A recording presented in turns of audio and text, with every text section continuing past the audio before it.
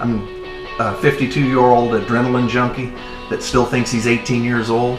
That's the part of racing that gets to me. I get very excited each time we go. At the same time, I get nervous if you still have those butterflies after as long as, you know, some of us have been doing this. I think that shows that you care. My name is Mike Nook McCarville, and I am the shock specialist and also in charge of bump stops for the number 4 Budweiser Chevrolet. You ready? Play catch? All right, buddy.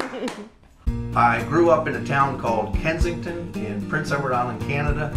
I have 2 beautiful daughters. One is back in Canada, and my other daughter, Sarah, is in her 2nd year at Appalachian State in Boone, North Carolina. If the weather's good, and sometimes even if the weather's not good, there's a 2005 Police Edition Harley Davidson sitting in my garage, and I don't need anything else to do on my time off. Sandy and I have put on quite a few miles on that bike now, and we just enjoy riding. How did you get your nickname? It started out as Canuck, as in the hockey team, because some of the people that, when I first came down to work in NASCAR, were people that watched hockey.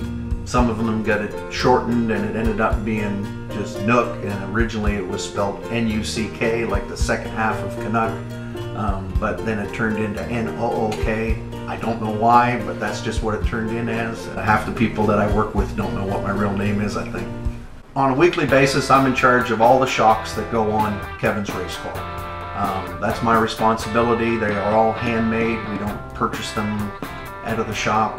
Everything is made here in the shop. When we come in on Friday, the first thing that we basically do is set the scales up once the car rolls out of the garage area to go through tech. Billy, our engineer, and myself will get together and make sure all the scale pads are level. We have lasers that we use to check our ride heights. We'll make sure that they're all reading properly. Once that's done, I come back into the trailer and I'll start to get the shocks ready for that day.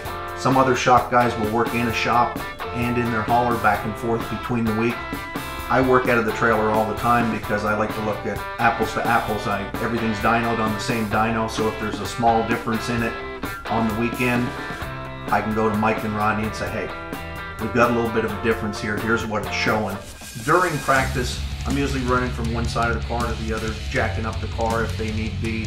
I'm in charge of the splitter on the front of it and letting Mike and Rodney know how much it's wore down. During the pit stops, I'm still involved. I'm the guy that has the big long toothbrush that cleans the grill and will help pull the tires back over the wall. But I used to go over and carry front tires when I first got down here about 16 years ago. That's a young kid sport now. It's not for an old guy like me. It's exhilarating when he crosses and that checkered flag waves. For the first 60 seconds or whatever, you're on cloud 9. We're getting to be pretty good at spilling some Budweiser and spraying it around in victory lane. We got it down pat. I spent a lot of time on the road. I've missed different parts of family life that I've given up for a life on the road, and to see that all come together and end up in a championship, to me it would mean the world. Ready, here we go!